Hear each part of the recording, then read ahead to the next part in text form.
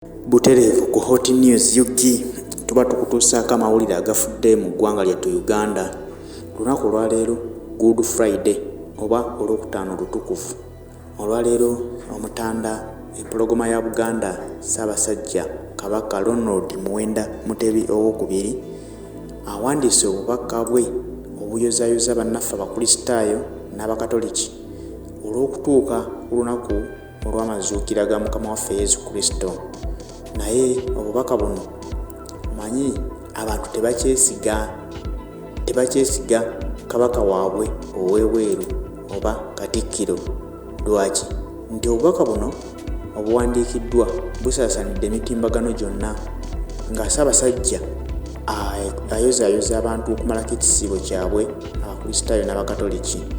Naye era waliwo abantu abatandise okubuusabuusa obubaka buno nga bagamba nti oboolyawo empologoma si ye buwandiise. Jjukira nti empologoma ebadde teri mu mbeera nnungi emabega wonna, naye kyavudde ne kikakasibwa nti ebadde yagenda Germany okujjanjabwa, kyokka nga kitegeezebwa nti yakakomawo mu ggwanga ennaku ezitawera na 5 emabega. Naye abantu batandise okubuusabuusa obubaka buno obuteereddwa ku mutimbagano nga bagamba nti empologoma ya Buganda yeebutaddeyo okuyozaayoza Abakristaayo okumalako ekisiibo kyabwe, nga bagamba oboolyawo Oweekitiibwa Katikkiro ayinza okwewandiikira n'abuteekayo atulage nti empologoma mweri ng'eri bulungi. Simanyi kino kyatandika ddi okubeera ng'abantu tebakyesiga Katikkiro, naye ng'ate ebyo ebintu osanga balina ensonga, kuba Omuganda agamba ewali omukka tewabula muliro. Kati nabano okutandika okubuusabuusa Katikkiro osanga balina ensonga lwaki bamubuusabuusa, nga alabika ebintu byakola ddala nga tebijja nsa, ng'ebyo byakola si byateekeddwa okukola.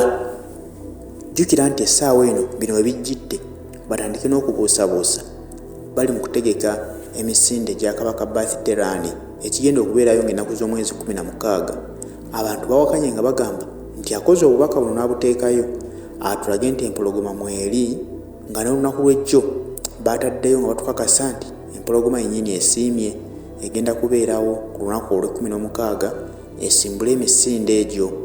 Kati abantu mu buteesiga Katikkiro waabwe kyebavudde babuusabuusa ebintu bino nga babigatta bagamba ateekwa okuba ataddeyo just obubaka buno kutuguumaaza.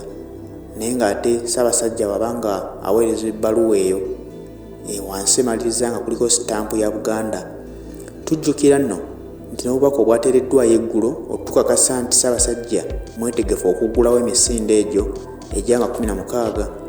Ebbaluwa eyo yavudde mu ofiisi ya Bwakatikkiro, era abantu ne beebuuza nti lwaki eva mu ofiisi ya Bwakatikkiro. Bw'aba Ssaabasajja yasiimye ng'ekyo akyewandiikidde, lwaki tevudde mu ofiisi ya Bwakabaka? Kati eno ewandiikiddwa olwaleero evudde mu ofiisi y'Obwakabaka naye mbu teriiko sitampu. Kati awo simanyi kakodyo ki akaliwo. Naawe agirabyeko ojja gyesomera era weebuuze ddala kituufu evudde wa Ssaabasajja oba waliwo abamulowooleza abamuwandiikidde ebintu bino okuguumaaza bannaabwe.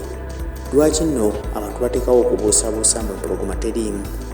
Tujjukira bulungi bwe bali nga baggalawo emipiira gy'amasaza ga Buganda, bajja nga baterayo obubaka nti empologoma neetegefu okuggalawo emipiira egyo.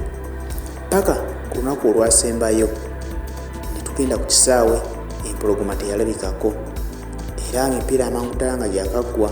Katikkiro ku kyava atuuza press conference n'ategeeza bannamawulire nti empologoma yabadde efunyeeko olugendo olutalinda olw'amangu ddala ng'erina emirimu emitongole gyegendako ebweru w'eggwanga, kyokka ng'ate amangu ago tekikyasoboka kuyimiriza mipiira egyo wabula nga balina ogiggalawo mu buli mbeera. Naye ng'abantu baali bagasomola dda nti mbutuufu okwo kwali kulimba. Kituufu empologoma yali ndwadde nga tesobola kubeerawo ku mipiira egyo nti egiggalewo. Abantu kyabaleetera nno okubuusabuusa Katikkiro okuva olwo.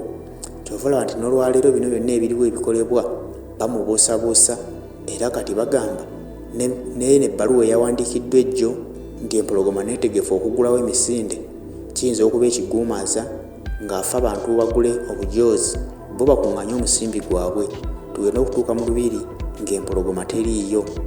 nga n'ekyo ky'emipiira bwe kyali, nti era mu lubiri obajja otunnyonnyolera nti ate erinako olugendo lwe yafunye olutongole. Kati n'obubaka buno obwamazuukira era abantu bakyabuwakanya. Kati bo kye simanyi nti baba bagenda kukakasa batya nti Bwakabaka kuba tagenda kuvaayo mu kamera ayogere nti nze yabuwandiise, nedda.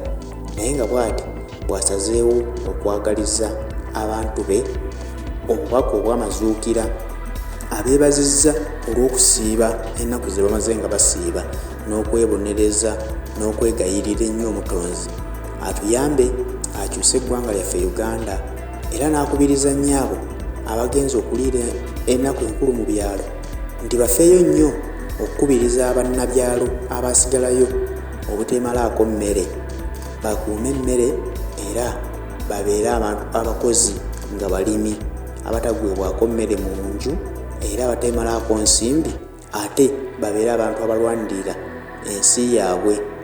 Kale bwetyo empologoma bwesazeewo okubaagaliza ennaku z'amazuukira ennungi, weewaawo nga bannayuganda abamu bakyabigaanye bagamba mbu obwo bulimba si mpologoma. Naye kyonna kye kiri kasita ebbaluwa etulaga nti evudde mu woofiisi ya Bwakabaka bwa Buganda, tujja kgenda n'ekyo ekituweereddwa era obubaka tubutwale nga nsonga nkulu nnyo.